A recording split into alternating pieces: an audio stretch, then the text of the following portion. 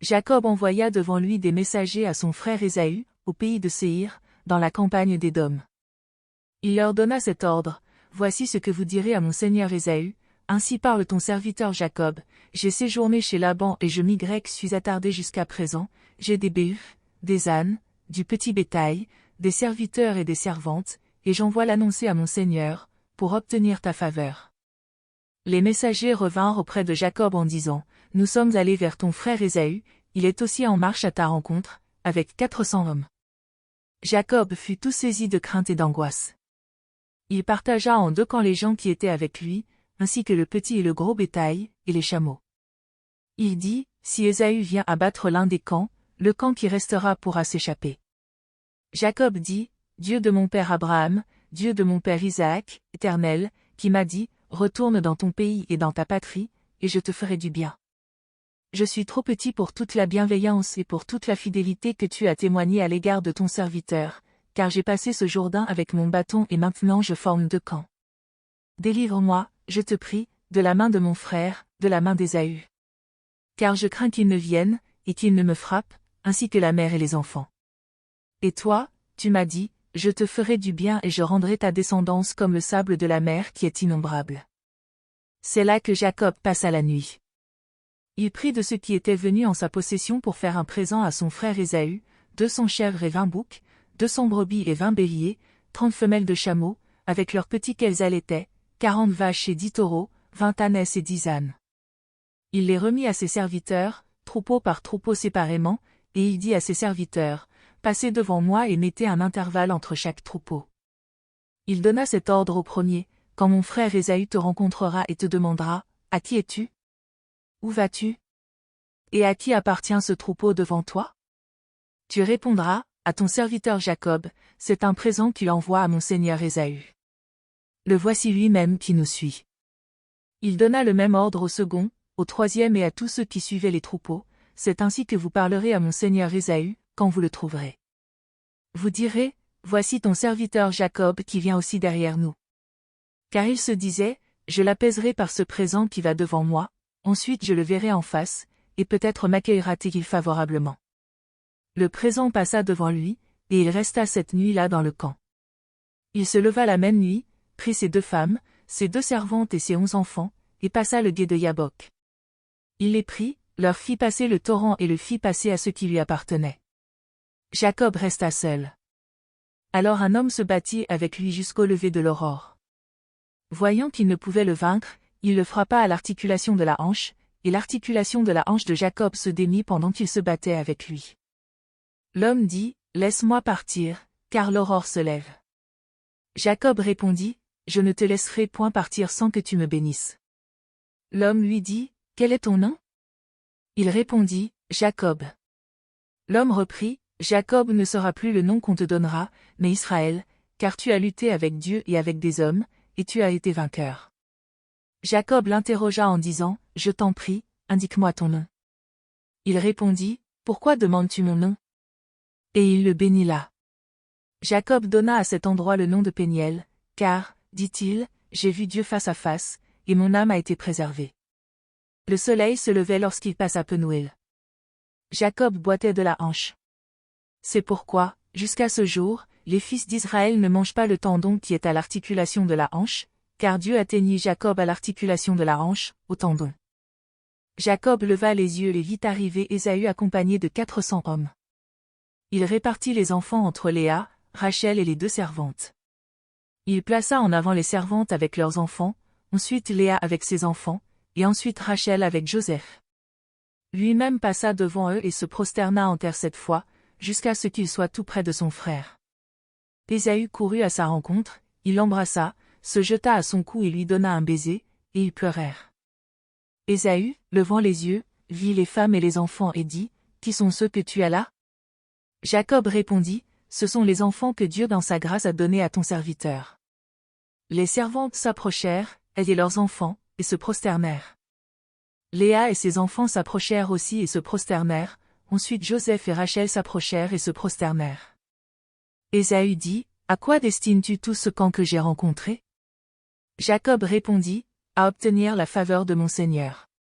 Ésaü dit: Je suis dans l'abondance, mon frère, garde ce qui est à toi.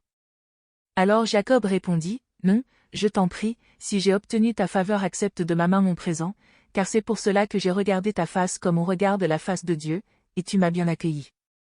Prends donc mon cadeau qui t'a été offert, puisque Dieu m'a comblé de grâce, et que j'ai tout ce qu'il me faut. Il insista tant auprès de lui qu'Ésaü accepta. Ésaü dit, partons, mettons-nous en route, j'irai devant toi. Jacob lui répondit, mon Seigneur sait que les enfants sont délicats, et que j'ai avec moi des brebis et des vaches qui allaitent, si l'on forçait leur marche un seul jour, tout le petit bétail périrait. Que mon Seigneur passe devant son serviteur, et moi, je suivrai lentement, au pas du troupeau qui me précédera, et au pas des enfants, jusqu'à ce que j'arrive chez mon Seigneur, à Séhir. Ésaü dit, je veux au moins laisser avec toi une partie de mes gens. Jacob répondit, pourquoi cela? Que j'obtienne seulement la faveur de mon Seigneur. Le même jour, Ésaü s'en retourna par le chemin de Séhir. Jacob partit pour Sukkot. Il bâtit une maison pour lui et fit des huttes pour son troupeau. C'est pourquoi l'on a donné à cet endroit le nom de Sukkot. Jacob arriva sain et sauf à la ville de Sichem qui est dans le pays de Canaan. Il campa devant la ville à son arrivée de Padan Aram. Il acheta au fils de Hamor, père de Sichem, la pièce de terre où il avait dressé sa tente, pour 100 késitas. Il y plaça un autel, qu'il appela El-Élo-Israël. Dina, la fille que Léa avait enfantée à Jacob, sortit pour voir les filles du pays. Sichem, fils du Hévien Hamor, prince du pays, la vit, l'enleva, coucha avec elle et la déshonora. Il s'attacha de toute son âme à Dina, fille de Jacob, il aima la jeune fille et sut parler à son cœur. Sichem dit à son père Hamor, donne-moi cette fille pour femme. Jacob apprit qu'il avait déshonoré sa fille Dina, mais comme ses fils étaient au champ avec son troupeau, Jacob garda le silence jusqu'à leur arrivée. Hamor, père de Sichem, sortit auprès de Jacob pour lui parler. Les fils de Jacob arrivaient des champs lorsqu'ils apprirent la chose. Ces hommes furent consternés et se mirent dans une grande colère, parce que Sichem avait commis une infamie en Israël, en couchant avec la fille de Jacob, ce qui était inadmissible.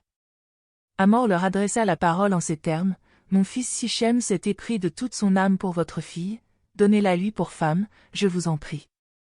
Vous pourrez vous lier par mariage avec nous, vous nous donnerez vos filles et vous prendrez pour vous les nôtres. Vous habiterez avec nous, et le pays sera à votre disposition, restez, pour y commercer et y acquérir des propriétés. » Sichem dit au père et aux frères de Dina, « Pour obtenir votre faveur je donnerai ce que vous me direz. Exigez de moi une forte dot et beaucoup de cadeaux, et je donnerai ce que vous me direz, mais donnez-moi la jeune fille pour femme. » Les fils de Jacob répondirent avec ruse à Sichem et à son père Hamor, parce que Sichem avait déshonoré leur sœur Dina. Ils leur dirent, « C'est pour nous une chose impossible que de donner notre sœur à un homme incirconcis, car ce serait un déshonneur pour nous. Nous ne consentirons à votre désir qu'à la condition que vous deveniez comme nous, et que tout mâle parmi vous soit circoncis. Nous vous donnerons alors nos filles et nous prendrons vos filles pour nous, nous habiterons avec vous, et nous deviendrons un seul peuple. Mais si vous ne voulez pas nous écouter et vous faire circoncire, nous prendrons notre fille et nous nous en irons. » Leurs paroles eurent l'assentiment de Hamor et de Sichem, fils de Hamor. Le jeune homme ne tarda pas à faire la chose, car il avait de l'affection pour la fille de Jacob, il était le plus considéré de tous ceux de la maison de son père. Hamor et son fils Sichem se rendirent à la porte de leur ville et parlèrent ainsi aux gens de leur ville, « Ces hommes sont paisibles à notre égard, qu'ils restent dans le pays et qu'ils y commercent, le pays est bien assez vaste pour eux. Nous prendrons leurs filles pour femmes, et nous leur donnerons nos filles. Mais ces hommes ne consentiront à habiter avec nous, pour devenir un seul peuple, qu'à la condition que tout mâle parmi nous soit circoncis, comme ils le sont eux-mêmes. Leurs cheptels, leurs biens et toutes leurs bêtes ne seront-ils pas à nous? Acceptons seulement leurs conditions pour qu'ils restent avec nous. » Tous ceux qui sortaient pour se rendre à la porte de sa ville écoutèrent Hamor ainsi que son fils Sichem, et tous les mâles qui étaient venus à la porte de la ville furent circoncis. Le 3e jour, pendant qu'ils étaient souffrants, les 2 fils de Jacob, Siméon et Lévi, frères de Dina prirent chacun leur épée, arrivèrent dans la ville qui se croyait en sécurité, et tuèrent tous les mâles. Ils passèrent aussi au fil de l'épée Hamor et son fils Sichem, ils reprirent Dina de la maison de Sichem et sortirent. Les fils de Jacob se jetèrent sur les morts et pillèrent la ville, parce qu'on avait déshonoré leur sœur.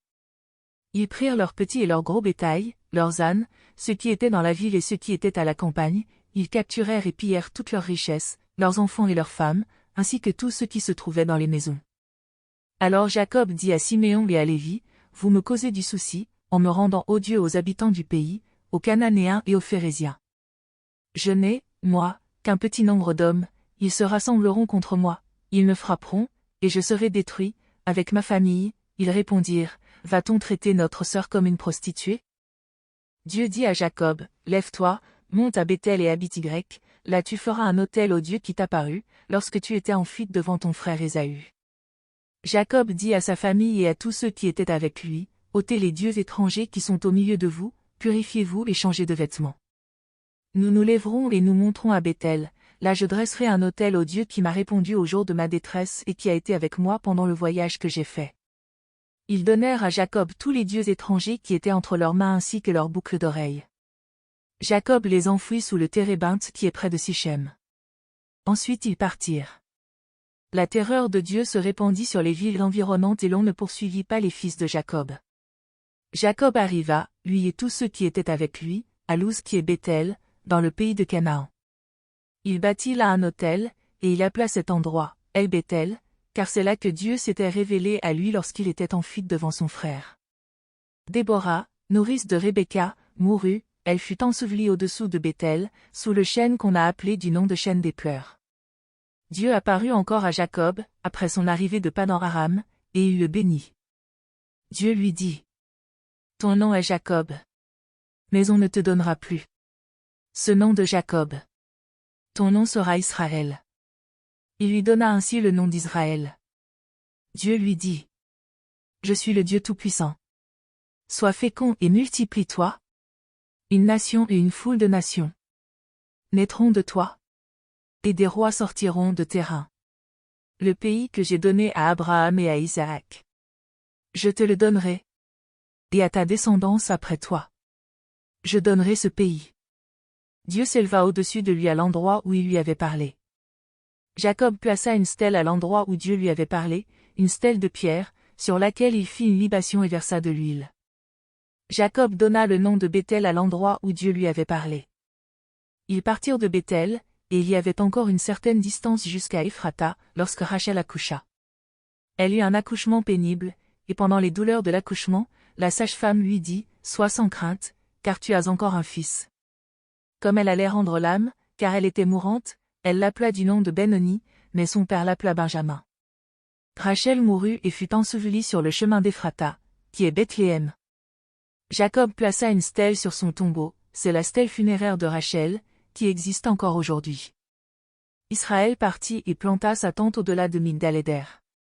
Pendant qu'Israël demeurait dans ce pays, Ruben alla coucher avec Bila, concubine de son père, et Israël la prit.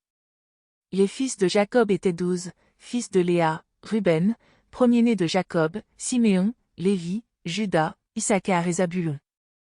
Fils de Rachel, Joseph et Benjamin. Fils de Bila, servante de Rachel, Dan et Nephtali.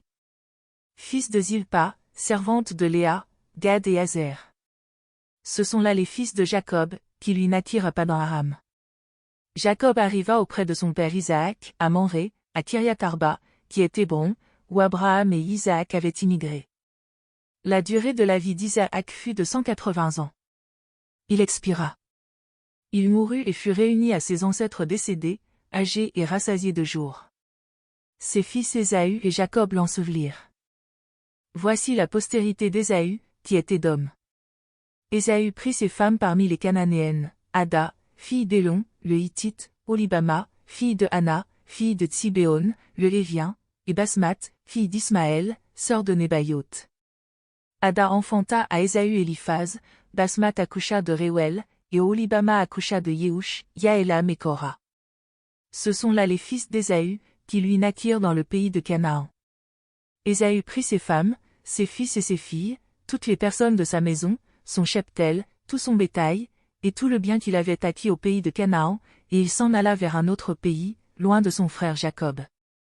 Car leurs biens étaient trop considérables pour qu'ils restent ensemble, et le pays où ils avaient séjourné était insuffisant à cause de leur cheptel. Ésaü s'établit dans la montagne de Séhir. Ésaü, c'est Édom. Voici la postérité d'Ésaü, père d'Édom, dans les monts de Séhir. Voici les noms des fils d'Ésaü: Éliphaz, fils de Ada, femme d'Ésaü; Réuel, fils de Basmath, femme d'Ésaü. Les fils d'Éliphaz furent Théman, Omar, Sépho, Gaétam et Kenaz. Timna était la concubine d'Éliphaz, fils d'Ésaü, elle enfanta à Éliphaz Amalek. Ce sont là les fils de Ada, femme d'Ésaü. Voici les fils de Réuel, Nahat, Zéra, Shama et Midza. Ce sont là les fils de Basmath, femme d'Ésaü. Voici les fils d'Oholibama, fille de Anna, fille de Tsibéon, femme d'Ésaü, elle enfanta à Ésaü Yehush, Yaélam et Korah. Voici les chefs des fils d'Ésaü. Voici les fils d'Éliphaz, premier-né d'Ésaü, le chef Théman, le chef Omar, le chef Tsépho, le chef Kenaz, le chef Korah, le chef Gaétam, le chef Amalek. Ce sont là les chefs d'Éliphaz, dans le pays d'Édom. Ce sont les fils de Ada. Voici les fils de Réuel, fils d'Ésaü, le chef Nahat, le chef Zéra, le chef Shama, le chef Midza. Ce sont là les chefs de Réuel, dans le pays d'Édom. Ce sont là les fils de Basmath, femme d'Ésaü. Voici les fils d'Oholibama, femme d'Ésaü, le chef Yehush, le chef Yaélam, le chef Korah. Ce sont là les chefs d'Oholibama, fille de Anna, femme d'Ésaü. Ce sont là les fils d'Ésaü et ce sont là leurs chefs. Ésaü, c'est Édom. Voici les fils de Séhir, le Horien, ancien habitant du pays, Lotan, Shobal, Sibéon, Anna, Dishon, Etséer et Dishan.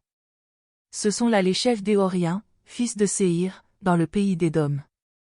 Les fils de Lotan furent Hori et Emam. La sœur de Lotan fut Timna.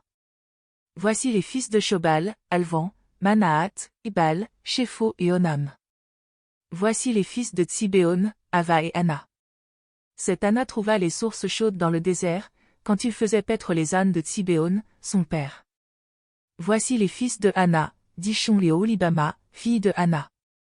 Voici les fils de Dishan, Emdan, Eshban, Yitran et Kéran. Voici les fils d'Etser, Bilan, Tavan et Akan. Voici les fils de Dishan, Ou et Aran. Voici les chefs des Horiens, le chef Lotan, le chef Shobal, le chef Tsibéon, le chef Anna, le chef Dishon, le chef Etser, le chef Dishan. Ce sont là les chefs des Horiens, leurs chefs dans le pays de Séhir. Voici les rois qui ont régné dans le pays d'Édom, avant qu'un roi règne sur les Israélites. Béla, fils de Béor, régna sur Édom, et le nom de sa ville était Dinaba. Béla mourut, et Yobab, fils de Zéra, de Botsra, régna à sa place.